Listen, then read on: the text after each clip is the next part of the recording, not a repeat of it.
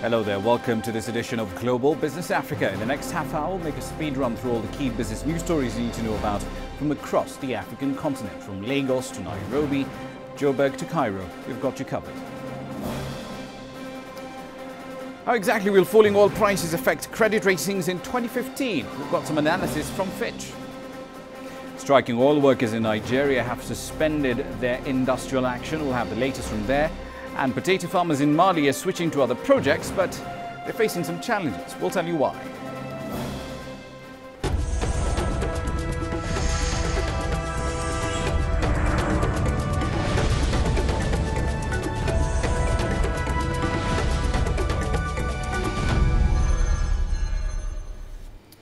Now let's start with the equity markets for a change. Global markets rallied for a second day on Friday, bolstered in part by the Federal Reserve's move to apparently hold interest rates at the current levels and to a slight rebound in oil prices. The FTSE 100 over in the UK, for example, that was up by 0.6 to 6507.42 points. The DAX up 0.4. The Dow in the US up by about half a percentage point. The S&P also up by 0.4. In Asia, Japan's Nikkei 225 leapt to 17,621.4 points. South Korea's Kospi was up by 1.7%.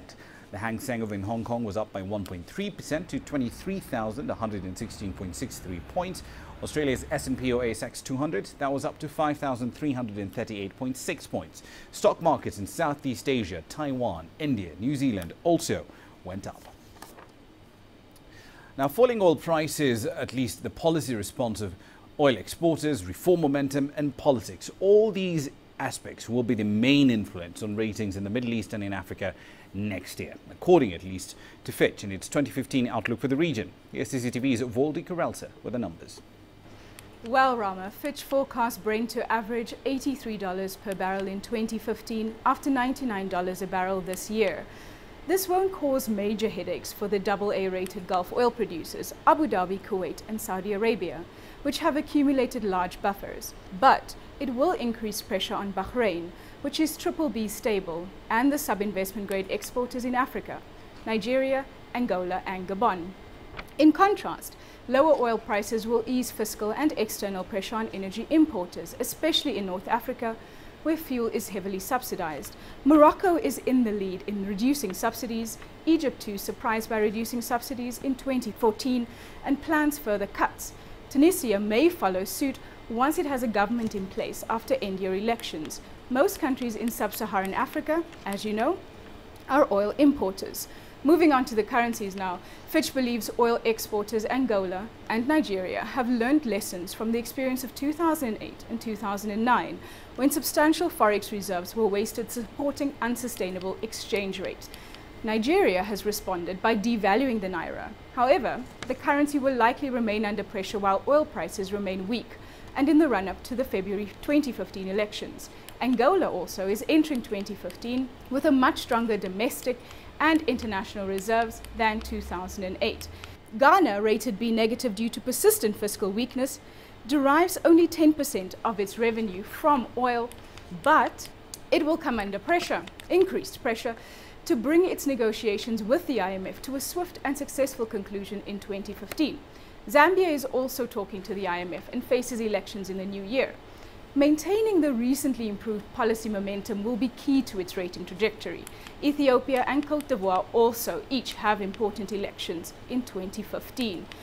Now, 2014 showed that countries with consistently strong policy records reap the rewards of higher ratings. Rwanda and the Seychelles were both upgraded to a second time to be positive, stable, as strong policy track records brought robust growth and a lower debt burden. Improved governance was also important in Rwanda. Now, the positive outlooks on Cote d'Ivoire and Uganda reflect their good policy track records. The opposite is true in Cape Verde and Ghana, where fiscal policy is weak, and South Africa, where lack of structural reforms is slowing growth potential and pressuring debt dynamics. Let's move on to Sudan. It plans to boost GDP growth to about 3.6% while cutting its fiscal deficit to 1.2% of GDP in 2015, especially given the drop in global oil prices. Sudan's government approved its 2015 budget, and the spending plans will now have to be discussed by Parliament next week before going over to a final vote. The oil-producing nation was hit hard in 2011 when South Sudan seceded, taking with it 3/4 of the country's oil reserves. The Sudanese pound fell as the country lost a key source of foreign exchange earnings. The government in turn had to cut fuel subsidies last year in order to retain, or rather curb, state spending, and that in turn pushed inflation to almost 50%. As a net oil importer, Sudan stands to gain from the 40% nosedive in benchmark crude prices since June this year. Now, speaking of oil, oil unions in Nigeria have suspended their 4-day national strike after reaching an agreement with the government. A spokesperson for the Petroleum and Natural Gas Senior Staff Association of Nigeria, Emmanuel Ojugbana, was quoted late on Friday saying that the government had promised to resolve the issues which they tabled before them, which include a push to pass an industry bill that's been held up for years in Parliament. He said that the union would get back onto the streets, however, if the timelines agreed on are not met. The strike has led to a domestic fuel shortage, as Sophia Niku reports. Traffic coming to a grinding halt. Not because there's suddenly too many cars on the road. These cars are lining up to get the last drop of fuel from the pump stations in Nigeria's capital, Abuja. Away from the pump station, these boys are making a killing out of the fuel scarcity, doubling the price of fuel to desperate motors. We buy a litre at 1,500. We sell a litre at 2,000 or 2,500. You don't tell me what the market says. You will not get a normal price. That is contrary to the demand of the Oil Workers Union. They're pressuring government to lower pump prices to match with falling crude oil prices, among other things. Throughout the week, scenes like this have become a familiar phenomenon as oil workers lay down tools in an industrial action. But to some Nigerians, industrial actions of this scale is simply unnecessary. I know there are problems on the ground, but I don't want to know what the problems are. Whatever it is, they should sort it out. Okay, the timing is wrong. It's very, very wrong. Now take a look. Why didn't this thing happen when they were holding the primaries? Why didn't it happen when they were holding the primaries in Abuja and also in Lagos? Among the demands of the workers are fixing security problems in oil-producing areas, speedy passing of the Petroleum Industrial Bill, and maintenance of oil refineries. The clock is ticking fast towards the festive season, and Nigerians are looking forward to having a steady flow of fuel at pump stations. Further stalemate between oil workers union and federal government will have a direct implication on commodity prices and make it impossible for those planning upcountry trips during the festive season. Presenting the 2015 annual budget this week, Finance Minister Ngozi Okonjo did not seem to have a quick-fix solution to the oil workers' demands. Preliminary estimates show that the break-even crude oil price at which the landed cost of PMS will equal our current pump price of 97 naira per litre, and there will no longer be subsidy, hovers around $60 per barrel. It's only when our crude oil price for Bonny Light falls below this level that we can now talk about the issue of bringing down any pump price. Africa's biggest economy is largely dependent on crude oil exports. The economy has been severely battered by consistent drop in crude oil prices in the world market. The country's finance minister has been forced to revise its annual growth projections down from 5.5% from earlier 6.4% this week. Sophia Dengo, CCTV, Abuja, Nigeria. Right then, on to East Africa now. Does Kenya really need to have an extra 5 gigawatts of installed generation capacity by 2018? Officially, if you ask the Kenyan government, the answer is a big fat yes. The country's major power producer, Kengen, however, seems to differ. You see, in early December, the state-owned firm announced that it was compiling data to establish actual power demand.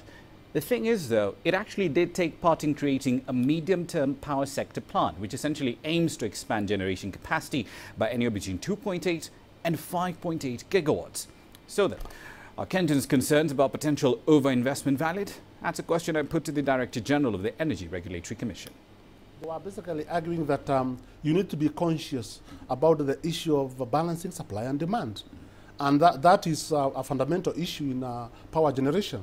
And I think the argument here is, hey, while we are looking at getting a lot of supply in the market and looking at capacity, somebody should be thinking about who is going to use this capacity.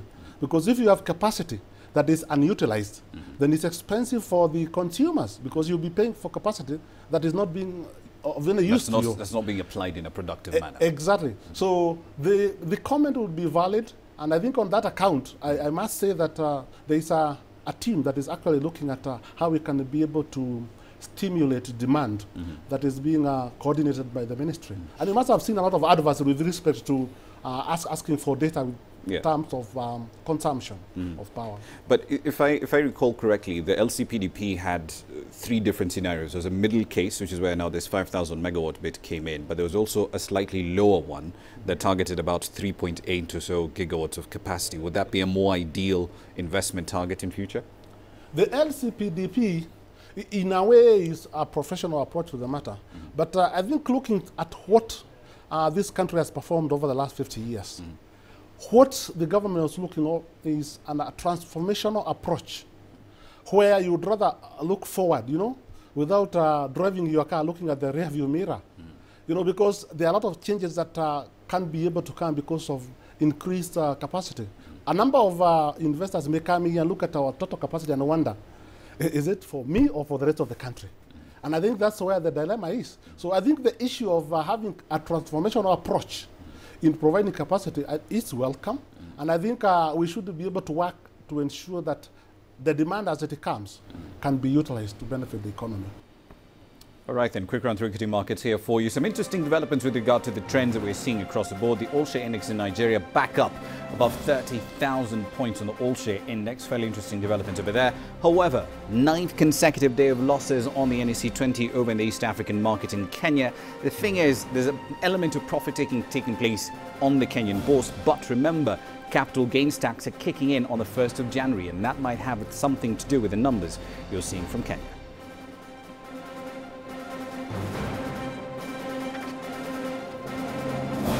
South Africans are gearing up for cheaper flights in 2015.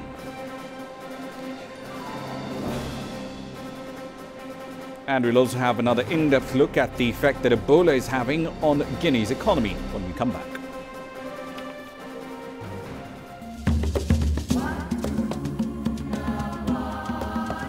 This is the first year that Africa will have more foreign direct investment than aid. And it's like the tipping point in terms of changing the way the continent is perceived. And I think this summit very much responds to that call. Now, whether it can materialize what is being announced is something that we'll have to check and see whether it happens.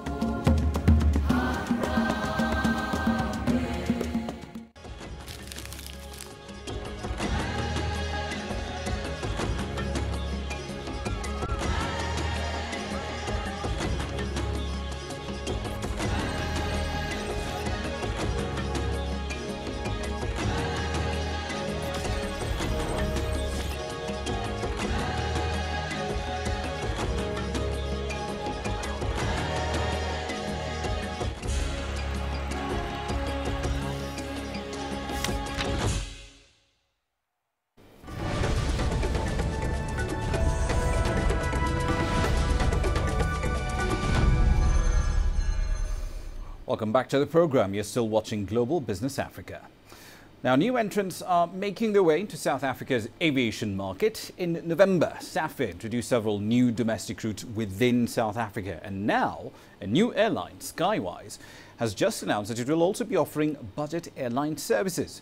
As Sumita Naidu reports, flights are set to start in the first half of 2015. Air travel remains expensive for the majority in South Africa. But with the introduction of low-budget airlines, flights have become more accessible. In recent years, there's been several airlines entering the space. Not all have survived. Operating an airline is no easy feat. Skywise is the newcomer that's willing to take the risks. We want to give the right product to the market, and we want people to come back because we want to serve you with dignity and respect. That is more important for us than offering or fighting or challenging anybody else in the market, because we don't worry about so much about market challenges because everybody's costs are too similar. Skywise will start flying in March 2015. Its maiden flight will go from Johannesburg to Cape Town, the busiest domestic route in South Africa. The other low-budget airlines, Kulula and Mango, both fly the route several times a day. It's expected this will spur healthy competition. It's very, very good for the consumers. It's good for the pricing in that there will be now war and competition in terms of the prices. People will have more choice to choose between various airlines. I think we've witnessed earlier there was a launch of FlySafair, and also now the coming in of Skywise. It's indeed a very, very, very important turn in our country. While Skywise will operate in the domestic market for now, it does want to spread its wings into the rest of Africa too. Everywhere where I go in Africa, I find difficulties mainly because there is lack of connections, there is lack of opportunities to go from one place to another. Logistical hindrances are there, logistical barriers are there. There are great opportunities for people in South Africa to export their products in different parts of Africa. Domestic air travel in South Africa has almost doubled since 2013, but business travellers account for the bulk of the growth. It's hoped the new airline entrants will be more attractive for other local travellers. Sumitra Nadu, CCTV, Johannesburg. Also on the continent, the United Nations Economic Commission for Africa is advising international creditors to cancel the debts of the 3 West African nations hardest hit by Ebola. Between them, Guinea, Liberia and Sierra Leone are all struggling to cope with the outbreak, and they face crippling fiscal and monetary losses. CCTV's Stephanie Fried filed this report from a remote forest region in Guinea, where the agricultural sector is being decimated. Guinea is an agricultural country. Almost 3/4 of the population here lives in rural areas, which is where 75% of the country's workforce is employed in the agriculture sector, farming bananas, rice, coffee, and palm seed. But when Guinea fell into the grip of Ebola in March, the entire industry went into decline. Borders are literally closed. Farmers and employees fearing infection have abandoned farms, and export markets aren't accepting products they suspect may be tainted. According to the World Bank, Ebola may deal a catastrophic blow to the economy here. Combined predicted GDP losses for 2014 for Sierra Leone, Liberia, and Guinea, an estimated $360 million. That may not sound like a lot, but almost 1/4 of Guinea's GDP depends on agriculture. For farm industries, like this palm seed oil production plantation, the ongoing seemingly endless effect of Ebola is daunting. Most of the workforce here has disappeared. Sales figures are down by half over last year, and barrels of oil are not moving to market. At this point, farmers like Emone say all they have to rely on is faith. We pray to God that Ebola will end. It's very, very bad for us Guineans. The World Bank's advice? All 3 countries need to come together to reverse aversion behavior, or the economic loss price tag may hit more than $800 million by 2015. Stephanie Fried, CCTV, Zal Village in Zerakore, Guinea. Now then, let's make a quick run through foreign assignments. They're always challenging, especially when they have to involve going into a relatively unsafe environment in the wake of a humanitarian disaster or even a war zone, for example. Our correspondents have been to many parts of Africa. Angelo Coppola was in Liberia for quite a while. In this report, he talks about his time in the country, which is one of the 3 worst affected by Ebola. The reason I chose to come to Liberia was simply because I'd never been here before. My family, my daughters, relatives, friends all said the same thing. Why on earth? Well, I'm a business journalist. I was looking at the continent from a business perspective, and perhaps it was time to get a different view. I chose to come here because there is a different story to tell. It's about hope, it's about fear, it's about death, it's about desolation, and it's also about rebuilding and getting the country back up to where it should be and could be. Probably the biggest fear and anxiety that many people who don't understand Ebola have is, what happens if you get it? How contagious are you? How long are you going to stay in quarantine? Are you going to die? all of these questions sat in the back of my mind until I got here and started experiencing life. Now, whether Africa is afraid of the Ebola virus in the 3 West African countries that are carrying the actual virus and the disease, we're not sure. But judging by the fact that they're closing borders, that they're not flying into the countries, and the fact that they're not working together as a team, they could learn a lot from this team that is working with me while we've been in Liberia. We've got Jacques, we've got Papi, we've got Fofana. We've worked together as a unit, we've made things happen because we rely on each other's strengths. I think the AU could probably learn a valuable lesson from that. Work together, tap into the other countries, and work with the Ebola-ridden states. I'm Angelo Coppola and the team from Liberia in Monrovia. All right then, quick run through commodity prices here for you. As you mentioned earlier, we're seeing a bit of a bounce with regard to oil prices, but what I'd like to focus on at this point in time is something from Zambia. The country's decision to essentially raise royalty rates on open pit mining from 6 to 20%. The Chamber of Mines in Zambia says that's going to cost 12,000 jobs altogether. We'll see exactly how the government there responds in future to that particular argument.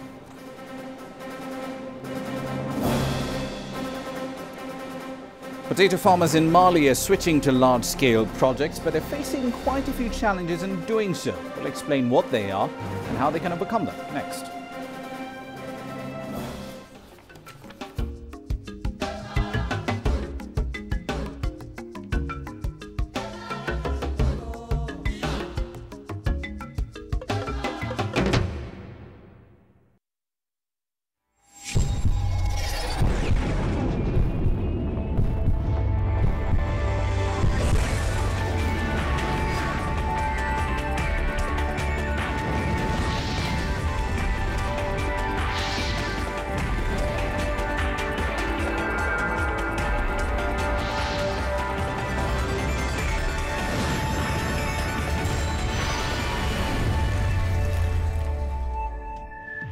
Biz Asia. Asia means business.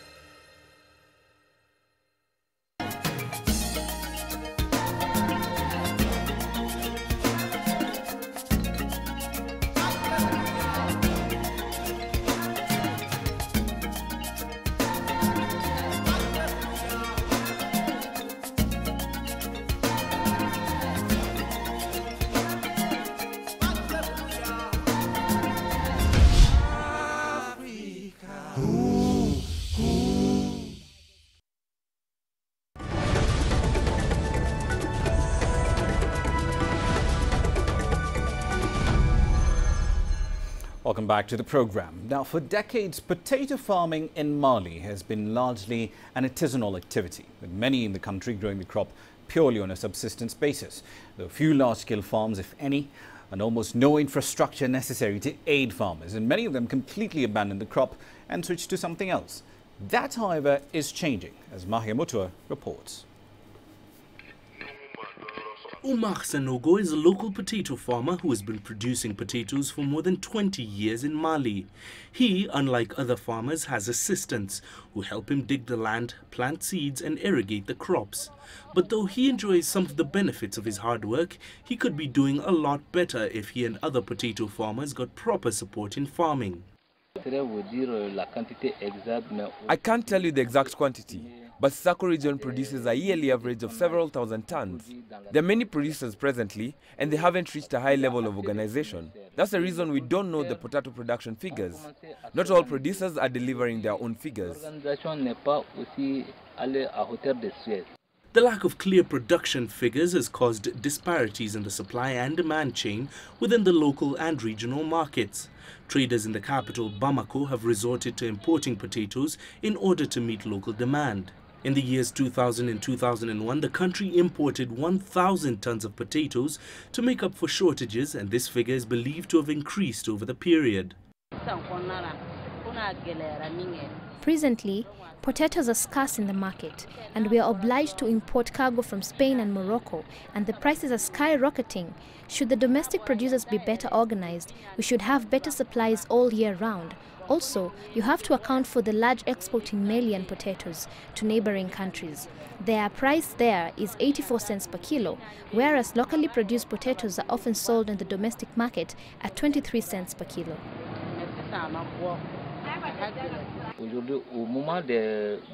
Retail prices are falling down to 28 or even 23 cents per kilo, and the cost of the season is too high, between 43 and 56 US dollars.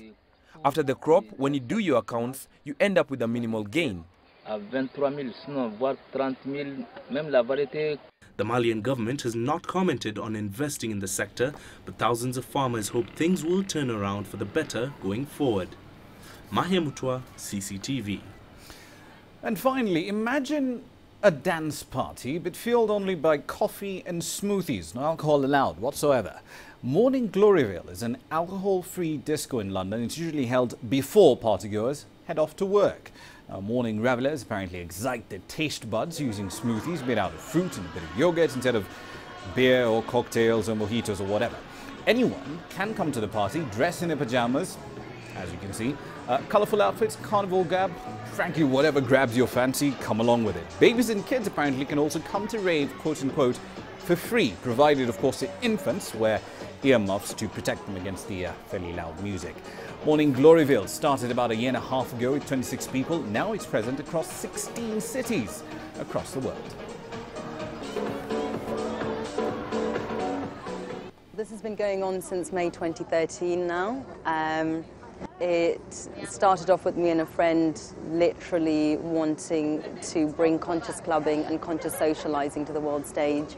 That is basically partying without drink and drugs. I feel like Morning Gloryville has brought this new movement to the world, you know, and people are starting, more and more people, even friends of mine, are becoming more comfortable partying, socializing, letting themselves be seen, go wild without the influence of alcohol and drugs, and that's just really beautiful to see, you know. Let's make a quick run through currencies here for you. The Naira, of course, posting some gains. The central bank, of course, clarifying some of the edicts that it put out a while back in the last 24 hours or so. It essentially argued that you can only hold dollars bought from the interbank market for about 48 hours. And after that, you've got to sell whatever you have left back to the central bank at its given day rate. More often than not, that's going to be a loss. Bankers, however, and traders believe that essentially put them in the red. Trading, of course, has essentially become fairly illiquid.